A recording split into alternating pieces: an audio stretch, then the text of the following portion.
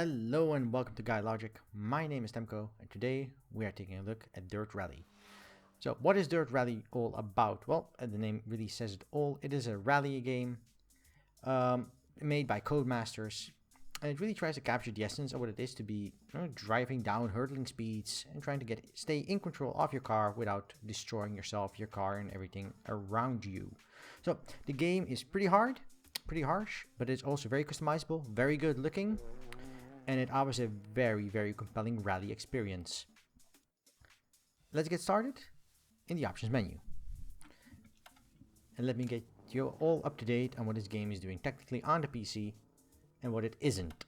Now the game isn't released on console platforms yet. I hear that it's coming out sometime in April or May, but you can really see the major influences for console, not because they're designing it for console, but they've designed the game with steering wheels and other setups like that for racing in mind. So they've really taken quite a big step into designing the game for racing. Okay, so the options menu is split up in a couple of parts. I'm going to start with controls. And the controls really does give you quite a bit of control. It lets you change the mouse control on or off. You can change various presets as well, obviously. Vibrations, all these various things for steering, acceleration, handbrakes, looking, camera movement, as well as pausing, etc. and looking up. And all these things are also rebindable and customizable as however you want it. The same goes for the UI. You can really change your HUD quite a bit. You can also turn it off completely, which I do not recommend in any situation short of being an actual rally driver. Change the various units. You can go into actual kilometers an hour or heat in miles per hour. I'm just going to stick to kilometers, obviously. Dials, timers, code drivers, progress reports on your screen. I'll show all these what they do in game. I've turned most of them on, except for rear view mirror. Mostly because I have no idea what it really does, and I'm terrible at the game anyway, and secondly because I play in third person, so really it doesn't matter for me, but your experience may vary.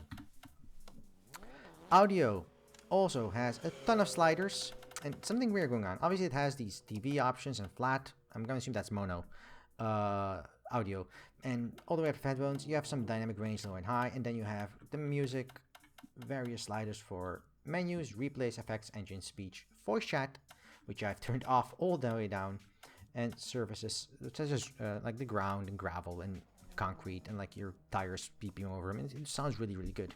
What I don't understand is why they made like some things go all the way up to like 100. It goes really loud, right? All the way down to 0. And other things like engines are to 100 to 50, and you can't even put them lower than 50. So I'm not sure what their idea was there. I'm assuming they go like, oh, you can't turn off your engine sounds. That'd be weird. But on the other hand, like 50 is such a weird arbitrary number. Just make a minimum sound audio. But okay, whatever. I'm nitpicking that. Voice chat with push to talk on or off. Well, however you prefer it. Just use push to talk. Just always use fucking push to talk. Okay. But where do we decide how the game looks? Now, you have a couple of presets going from ultra low to ultra high and automatic. I've chosen custom, obviously the mode for me because I do like fiddling with my options. You have the basic options such as resolution. It goes all the way up to full HD. I am sure it goes up to 4K. In fact, I've read the Steam forums, people are saying it does. My monitor doesn't go up to 4K, so I mean, this is basically it for me. But higher resolutions are supported from what I have been told on the Steam forums. Full screen on or off. Multi-sampling all the way up to QCSS. I don't even know what QCSSA is, but it sounds fancy. I'm just got times for MSAA because that's what I'm familiar with. Fiddle with it could cost you quite a bit of performance, but there's a very handy tool for that. I'll show you that in a second. That will help you decide whether or not these settings are for you. Other than that, you have aspect ratio. Just keep this to auto. Unless you have like a weird monitor, just keep this to auto. You can change your aspect ratio. I'm not going to because that will fuck up the video recording, but you can change it quite a bit. Refresh rate, mine goes up to 95. I'm going to assume that's because that's my monitor's like limit, I guess. I know. I haven't had any reports of any issues being locked to 60 FPS. The game isn't locked to 60 FPS, so I have no idea what's going on. VSync on or off, and gamma, which you can turn up all the way to ridiculously high, but let's just not do that. Other than that, you have quality advanced, which it's exactly as it says. You can change shadows all the way up to ultra, lightning, fog, advanced fog, particles, weather, and everything goes basically up to high or ultra. So there's no tooltips with exactly what really everything does. Like mirrors. What does mirrors mean? Does it mean mirror surfaces like water? Or does it actually mean your mirrors as in your car mirrors? I'm going to assume the car mirrors, but, you know, because I haven't actually seen any water other than like rain puddles. Ground cover, vehicle details, and the game goes gorgeous. Don't get me wrong, the game goes, and this is all in ultra, and I'm running a 780 GTX, which is obviously a beastly card, but not exactly a Titan Ti. So, or Titan X, I mean. So really, that is all of that. Smoke, shadows, advanced blending. So I've noticed I've turned advanced blending off because I noticed that looked like 30 FPS off my chart. And they have this amazingly well-rounded benchmarking tool. So I'm going to run the benchmark tool through you and show you how the game goes. I'm going to run it once and just run the benchmark test. Do note, the settings you're going to see are probably going to be quite a bit lower because I am obviously recording at the same time. So that's going to probably cut into FPS quite a bit. But it shouldn't be too horrible. The game's load times are a bit long, personally. Especially on an SSD like mine. But yeah, the game really tells you. I'm not doing anything really right now. This is all the game doing it. So just showing you how to do these various things. And you can already hear the game's audio is really loud, and like there was no way to turn it any lower. I tried. So I had to go in Windows and like change the volume slider on my Windows settings in my Windows volume box to lower the game volume to something acceptable to me personally. Obviously, your experience may vary. You may enjoy high audio, but I personally enjoy audio I can actually hear my surroundings as well, in case my wife asks me any question. Various camera modes are all supported, and you can see a bit of tearing. I'm not sure you can see it on the video. I can see it in game. Which comes from the fact, obviously, that I don't have VSync on and the refresh rate is locked. Now, oh, look how gorgeous this is. All these reflections from the forest, everything looks very smooth. Yeah, I'm not complaining at all about this. This is absolutely gorgeous. Now, I'm gonna press escape and let's say quit. Because let me show you. And now you see like total frames done, average FPS, minimum FPS, max FPS. It just shows you everything about this. Now, obviously you should let this one run all the way to the end to get an accurate description. But even with ultra settings on a 780, I have a stable minimum FPS of 60. It's not unlocked. It can just go in, and it saves you an XML file in case you want to reread that. This is absolutely wonderful. There's nothing to complain about here at all in terms of graphical fidelity or graphical options. And then you have credit and legal, which, you know, legal, hey, disclaimer, please don't steal our game, which, you know, that's pretty good. That really brings us down all the way to options. There's one little thing, though, I still want to show you, which is a profile. And you obviously have your driver statistics and your driver details, but you also have his game preferences. This is really interesting. Transistor last year in 2014 did this as well in a similar fashion, allowing you to set your own limits on what you prefer to have as like boundaries. Maybe enemies are stronger. Maybe there's something you need to do manually that the game would take automatically otherwise. And that's what this game also does well. You can change transmission to manual sequential, automatic, semi-automatic, manual sequential. And in the bottom left, you can see how the game goes to total reward, 6% extra XP. Or actually monetary reward for extra percentage. You have a clutch override on or off. You have allow exterior cameras on or off. And off suddenly gives you 5% extra. And that's pretty beefy. But exterior cameras, that means you're locked into the cockpit. This is a lot harder. I tried it a couple of times and I couldn't get past the first curve. Mostly because I'm just not used to it and it's really a lot harder. Automatic launch control, you can put this up for off or on. ABS, you can put this all the way down and all the way up, however you prefer it. It has quite a few options here, as well as field of view, which I've upped all the way up. You can put this lower. I'm not sure what the difference is because, you know, none to 1 doesn't really tell me anything. Camera shake, cockpit and wheel in your driver's seat, so you can see your cockpit and wheel, which is pretty important if you're using your in-cockpit view. Windscreen wipers on or off manually, so if there's water or rain, you can turn these off manually. And all of this together gives you quite a bit of extra bonus boost when you're driving the rally, which means you can progress fast, you can unlock new cool stuff, you can try out new modes, and all that good stuff. Now, the game has mod support, and the game has integrations. I'll get into that a little bit later, but they also all tie in together in how you select your car, boost your car, prep your race, and then actually do the racing component of the game. Talking about that, you have a career mode, which allows you to do various things. You have leagues, which is online, and it's trying to log me in, but it's not letting me log in. I have no idea. I think it's my firewall or something, but it just blocked completely. Custom events, rally, hill climb, harry cross, and you can do your events here and stuff. And all these have various settings and options you can configure. Now, obviously the meat of the game is career mode. And we're going to go dive in career mode, and I'll show you how the career mode works from top to bottom and show you various options there as well. So strap in while we get into career mode. Okay, so let's get started.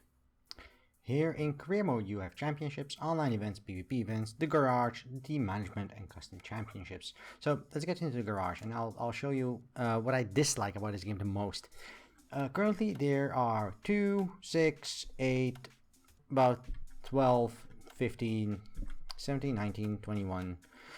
More or less, there are about 30 cars in total you can own, and you can't use all these cars at the same time. So you have various championships, various online events, various BVP events, and as well as some custom championships you can set up yourself.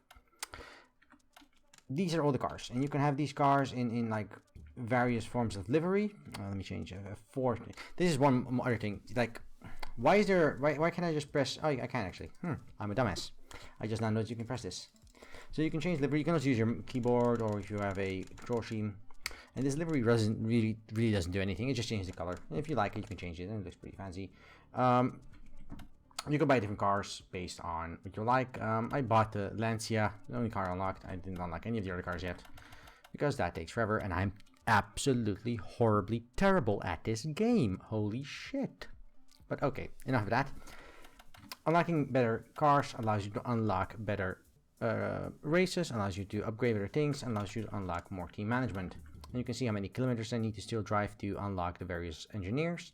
And these engineers are going to repair your car faster, give you more faster unlocks, and stuff like that. Also, you can get better engineers, and you can get these various things. Now, what are these engineers? What do they do? So, when you first start driving, you need to get an engineer to help you tune your car. Now, tuning is something I'll get into in a little bit. But first things first, you need to tune your car. You get perks, and these perks are unlocked at the eventual state, and they add a little bit of boost. You can buy an engineer, and on the left side you can see, as I'm scrolling through this, that these various engineers have various abilities. Either they're good at the engine, good at the turbo, or bad at radiator, exhaust, etc. And these things you can change and move around, and they'll help you either maintain, repair, or tune these various parts of your car. So having a really well-rounded engineering team for a specific type of race is really, really important. And that's really where the depth of this game comes from. It's simulation of rally driving. Now, what this game's strength doesn't come from is the amount of content available, which is really, really sparse. So there's about 10 events, as well as some hill climb and cross rally events, and in total I think I spent about 5 hours in the game, maybe 6 hours in the game total, outside of like actually trying to unlock stuff. And Steam says it's been 12 hours, but that does not sound right. So I'm already halfway through, and yes, there's race attacks, and yes, there's rally attacks, and yes, there's tuning and optimizing your score and online events and boarding. If you're like me, if you just like to race games, and even if I don't play a lot of racing games, I like the game, there just isn't a lot of content. There's not a lot of cars, and there's not a lot of unlocks, and that's my main issue with this game. Yes, it's amazing what it does, but what it does is so very little at times. But enough of that. Let's get to the meat of the game. Is the racing any good? I have an event. I'm gonna resume from that event, and well, let's go and make me cry, shall we? Because I am absolutely horrible at this game, but nonetheless, I will do this for your enjoyment, and Yeah, my pain, I guess. Okay, so I can try these various races. I'm gonna just try the first one. It should be the best one. So it showed me, hey, Mr. T Firewing, what is your team? Excuse me. And it shows various abilities. So see, these are all races that are done with the same 2 cars. So it's not like I'm getting tracked up to cars from like from the 60s in cars from like the new age of yesterday in today. On that event, so you can see there's a stage. I have entered Shakedown. I'll show it in a second. You can look at the standings up. Hey, everybody has no standings. Various event information tracks. You can see the various things about the event. You can do vehicle, and this is about tuning. So let's say I look at this map and go, well, it's a tiny bit of ice, lots of asphalt, tiny bit of snow. It's 4,000 kilometers, and it has it's quite a speed downhill because it's almost 254 meters downhill. And it's afternoon, it's cloudy, so there's no rain, but there's no glare either from the sun. So these are good conditions. These are good conditions to be driving around in. So I go to my vehicle setup and I go, well, I'm probably gonna need to be braking a lot because it's downhill. So front brakes seems like a good idea. The differential front, and if you're not sure what all of this means, on the left side you have a nice little tutorial, and I really like this because I have no idea what any of this means. So you have this differential front, so it allows the front wheels to rotate at different speeds. And wondering, what the hell is this good for? Well, if you're running your front wheels and you allow them to rotate at different speeds, this means you can spin more, you can enter curves faster, because one front wheel will be going a lot faster than the other front wheel. That way you can speed up and exit the curve faster. But if there's not a lot of curves, this will reduce stability. So it's good on a track with a lot of curves, but bad on a track with a lot of straightaways. Now I lost the track again, and this is something I don't like. Like I have to go to, let's see, event information to see the type of track there is. So you have to know these tracks from the top of your head, which I don't like at all. But this track has some straights, some curves. I'm gonna keep it at this. So vehicle setup, go here, dampeners, suspensions, and important part, Steam Workshop doing presets. If you're like me and you have no idea how any of this works, get a preset. There's quite a bunch of presets, and they're pretty good overall. Other than that, you have Shakedown, and Shakedown basically tells you, hey, you know what, you probably aren't familiar with this race, maybe you want to try your suspension, maybe you have a new way of doing things. So just fall. 4, and let's see, 3, you have 5 minutes. 2, 1, go. Left 5 times the 3 past junction. There we go. Keep in. Right 1 long opens. 100 over crest. There we go. Oh man, that's bad.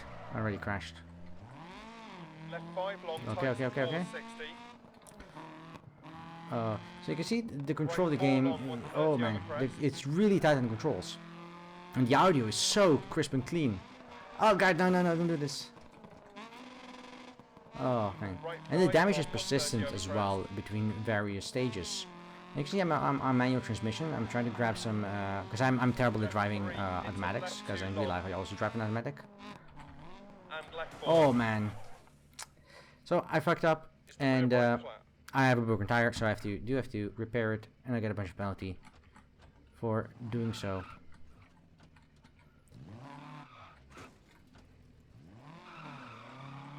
So that cost me a lot of time, and in the real race, that would have really cost me a ton of time, and kind of money as well, because there you go, Shakedown. Oh man, my car looks trashed. In a real race, that would have cost me time, that would have cost me money, and I would have lost a race because of it. So these shakedowns are really important to get a grip of your car, but also get a grip on the first part of the track. Now this is only the first part of a track, and I'm going to show you the rest of the track and drive a race, and I'll show you how it goes, and show you what I think is good about this game, and what I really don't like in terms of control and in terms of control scheme. So you press handbrake, and then it says go, and I accelerate. Left 5 times 3 past junction. Bump, keep there we go. Right 1 long opens, 100 over crest. No. There we go. I'm horrible at this. Holy mother shit. Left 5 long times to 460. So it says left 5 long. Doesn't mean I need to take a break. Right 4 long, 130 over crest. Okay, there we go. And we go here right. I think I did this right there. Oh, no, no, no, no.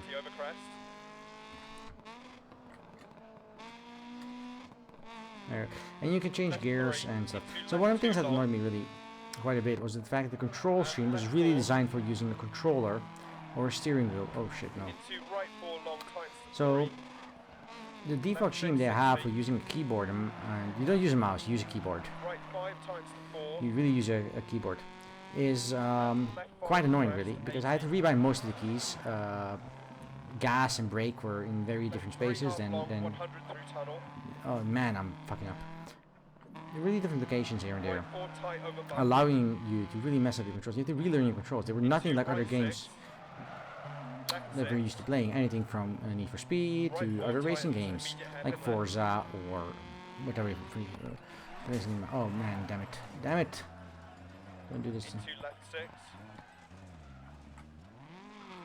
There we go.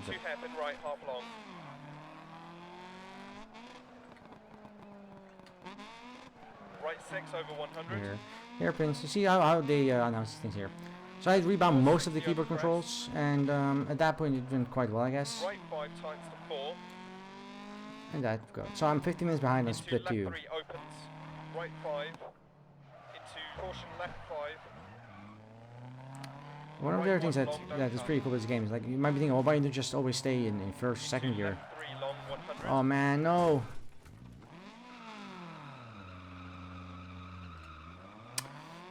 Is because the game will overheat your engine and break it, and I'm already messing up quite a bit here. Mostly because I'm talking and trying to race at the same time. Right 3 over crest. And oh, there we go. After we do right 3, there you go. Right 4, 60. There we go. It says 60 to 60. Left 1 long. Oh, see, left 1 long. This is a pretty tight turn. It might not break down for it. Into right 4 long. There we go. Taking a quick break for that. And the 1 is an indication in what speed the game thinks you should take it. So it's a left 5 long. Says, oh, you could take this in 5th gear if you have it. Obviously, this car doesn't have a 5th gear. Right 6. So as such, it really doesn't matter. So that's how hard these curves are. So like I can take. Oh man, no. I can take some of these curves at like 50 miles per hour, so kilometers per hour, so to say. Others I can take it 100, if not more. But that should also be important if I crash. Into right 6. There we go, and that was a nice one. Into left 6 half long. And just keep going here. 150. I'm not sure what I should be doing. Oh, there we go. That's a long. Right. That's a hairpin. I need to brake. 100.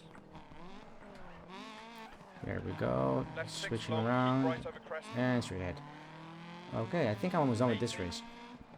Now you can probably see me trying to race the game so far, and I've been quiet because I'm trying to concentrate on. Oh no no no no! Oh no no no no no no no no!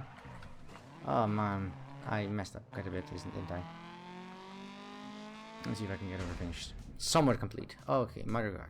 My car looks like an absolute wreck. It has been destroyed. It has been annihilated. I came in 5th at plus 43, and it says continue. And it'll pop me in the next race now. And it automatically pops you into the second race. And as soon as I press this, it will pop me in the second race. And it allows you to repair in between races, and it allows you to fine-tune some things between races. But what it doesn't allow you is to change your suspension again in between 2 sets. Now, it's already popped me in the second race. What does it do that? First, it tells you to race 2 races. Then it tells you, well, now you can repair. 3, 2, So let's race one more race. Let me try and see if I can left 4, 60. get this Right 3 out long. here. Well, as you can see, the game has no minimap of any kind, so you're not sure what's coming up, and that is really indicative of rally games quite often. This is something. Holy shit! I should have gotten better. Into right 3 long. See how the other different underground is also making it quite a lot harder for me to keep grip on the ground on like the concrete or. Left 3. Oh no no no no no! Mother of God. Well, I crashed, and terminal damage. I messed up. I got retired, and I finished, and it cost me 4,000, and that was it. After a race, whether or not you complete it, you get some buffs based on how well you did in the race, and I did terribly, so very terribly in this race. You will get upgrades, you will get cash, and that will allow you to unlock the next tier races. If you place quite well in the top 3, you see him grinding in green here, you will, there you go, you play on jumping into promotion, better luck next season. Exactly what it says on the tin. So basically, once you have completed a race, it will tell you, well, your team rating is the minimum one, it's 14, you're not good enough yet, go race more, go learn the game more, unlock like upgrades, maybe try some different cars, try some of the other abilities, get some team management unlocked and your kilometers raced. See, this one was 20 kilometers when we started, we raced 4 kilometers, and now it's back down to 15 kilometers. So you can unlock these new things, and eventually, as you learn the game, you'll progress ahead and ahead until you are at a level you're comfortable with. So if you haven't played for a while and you start playing again on a high level in team ranking, the game will degrade you sooner rather than later, because you will probably horribly die, like I just did. Now, this is a new season. I say new because the season got reset after I completed it, and you can replay these 5 events over and over again. And that's really where it also ends for me, because I've now finished all races. I will maybe play these 2 or 3 times more, and at that point I will call it quits and not touch the game again. Mostly because I do not have an interest in the competitive side of the game. I like to play different maps, different tracks, different races, different cars, and being gated into unlocking various cars through a very tedious process is not fun for me. It may be fun for you, and if so, this is the game for you if you like racing, because the racing is so well put together. Everything is top notch, all the effects, you could hear it, you could see it, all the effects are on spot, and it all comes together as a very, very clean whole. Except for the lack of content, so I really hope they change that. Other than that, this was Dirt Rally, and it got me in the dirt, and it drove over me, and I hope it drives over you, because the game is absolutely amazing if you like racing and if you like online content. If you don't, you might want to wait for a sale. My name was Temco, this is Guy Logic, thank you for watching.